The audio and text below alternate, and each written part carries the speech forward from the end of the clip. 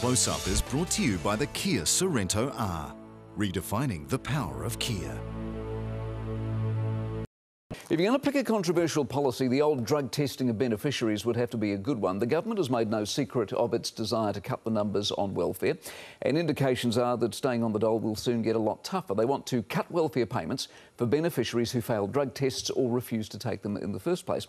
Now, it's a move, interestingly, that the Ministry of Health reckons is actually too costly, and the CTU reckons won't work at all. So with us to work this through is the CTU President, Helen Kelly, and Chris Hilson from the Drug Detection Agency. Good evening to both of you. Good evening. Helen, why don't you like it? It's just picking on workers. Is that what it's about?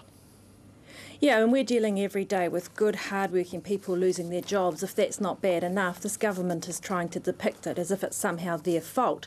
What we know is that drug testing doesn't show up heavy drug users. It shows people who perhaps are recreational users who may have not taken marijuana, for example, for a couple of weeks. It's an attempt by the government to blame the people on the benefit for what is a failing economy. Are you basically against the fundamental premise that if you're on the benefit, you must be available for work, and being involved with drugs doesn't make you available, therefore that's wrong and needs to be fixed? You cannot be against that, can you? No, two things. One is that there's this assumption that these people on the benefit suddenly decided to give up work and get there. I mean, 6 years ago we had 17,000 people unemployed, and in this country now we've got 150,000 people unemployed. People didn't just get lazy, give up work and go on drugs, and this government is about to lay off 181 people in rail. They could invest the money they're going to invest in drug testing into keeping those people in work. It's an attempt to hide the problem. We're not opposed, we don't want people impaired at work. Drug testing doesn't necessarily determine people with real drug problems, so right. You can be taking methamphetamine, not show up in the drug testing. Sure, but the fundamental premise though, Helen, if I come to you and I say, look, I've got 3 jobs there for you, and you go, look, I'm not going to pass a drug test, what's wrong with me cutting your benefit until you get your act together? Well, what the Ministry of Health says is that, firstly, if you are a recreational user, you'll have your benefit cut. But if you have a drug problem, you won't have your benefit cut. You'll go into rehabilitation. The Ministry of Health says it's a $14 million waste of money. Well, they and don't, what we're actually. Talking about That's a guess. 14 million's a guess, Helen.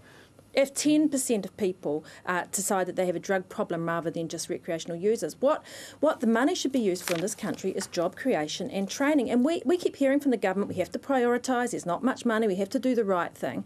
So what they need to do is spend that money on providing opportunities for people to move into work. And honestly, Mike, come and work with me for a day and meet people 25 years, 30 years, losing their jobs and listening to a minister suggesting they're all sitting on their bums taking drugs Let me come back to that. Does drug testing work? Certainly does. We are the New Zealand Drug Detection Agency. We're a nationwide business. We're locally owned, and we've got 19 outlets throughout. Our local outlets, franchisees, work with businesses, their local businesses, to work through drug testing so that there is a safe working environment for the employees. Are drugs a problem in the workforce? They are a problem in the workforce. We've had, on average, around about 8 or 9% positive rates. We run random drug tests. We do pre-employment tests as well. There's always around number of around 9%. OK. Would you, in testing a beneficiary before they were going to apply for a job or potentially get a job, is that going to improve anything at all, or is the Ministry of Health right, it's far too expensive, it's a waste of time? Whether you're a beneficiary or non-beneficiary, employees should be tested before they start work.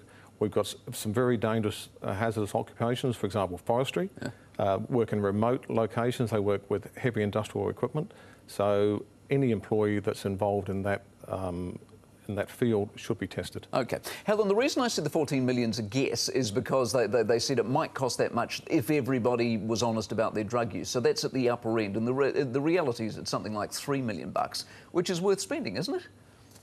No, 14 million of 10% of people who test positive seek rehabilitation. Listen, forestry is one of the most dangerous industries in New Zealand. It drug tests away, but it works people too hard, too long, on steep cliffs with insufficient training, contracts, and pays them cheap.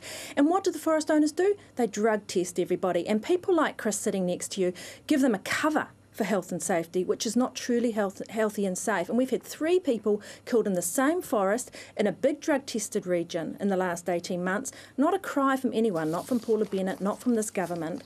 And yet the forestry owners say, oh, we're drug testing everyone, we've got a health and safety policy. It's a debacle, it's a ruse, and it doesn't work. One of the other things the Ministry of Health does say, apart from the cost of it, is they say, look, you're putting a tremendous amount of difficulty in people's lives. If you drug test somebody and suddenly their wages are cut or their benefits cut, suddenly all these other people are suddenly affected. I mean, that's unfair on the other people, isn't it? The innocent parties. I don't know. I mean, our company's about providing a drug-free workplace, so that the employees at that workplace, the employees, contractors aren't exposed to people who are impaired with drugs and alcohol. Right. You would also argue, Helen, that dope's a, you know, for want of a better description, a poor person's drug, therefore it hangs around in the system longer. They're the people who are going to get stung. Yeah, and the Ministry of Health says people will move into harder drugs, or people that are taking harder drugs with real drug problems won't be detected through drug testing. Now, of course, a drug testing agency that makes a profit out of drug testing is going to come on the show and say it's the most wonderful thing since sliced bread. But interestingly, that company's own rehabilitation services that they have listed on their website don't support drug testing, random drug testing. They don't think it works. And let's remember, this policy is aimed at cutting people's benefits. Some of the poorest people in New Zealand, yeah, well, they shouldn't be on drugs then. The only way you're going to get your benefit cut is if you're on drugs, so don't do drugs. Well, if this is a moral question, then let's make that clear, that the government's going to go around testing anybody in the street for drugs. Let's agree that. But what they're doing is they're targeting beneficiaries and saying, if 2 weeks ago you smoked marijuana, you may not even have a problem. Yeah, but that's because the state's paying the beneficiary. It's the taxpayer watching this program tonight that pays them. The beneficiary is not on the benefit because they're smoking marijuana. The beneficiary is on the benefit because the government is cutting spending in rail, it's cutting spending in manufacturing, it's not investing in infrastructure, it's driving the economy into the ground. All right, that's a political statement. Just you were saying? Yeah, a couple of points I'd like to clear up. The meat processing field in 2010, a third of their random tests were positive. That is down to 5% now. Forestry was 14%, down to 9%. The accident rate high. Hold on, Helen. Now, to label cannabis as a blue-collar drug, that is incorrect. There's no evidence to say that in the slightest. It is tested in the blue-collar industry, such as manufacturing, mining and all the rest of it, so that's where we have the data from. All right. It does not stay in the system for 2 weeks for a light user. The guy that has had one joint, it'll stay in there for 2 or 3 days. All right, got to wrap it up. Appreciate your time. Chris Hilson from the Drug Detection Agency. Helen Kelly, I appreciate your time tonight as well. Thank you. Thank you.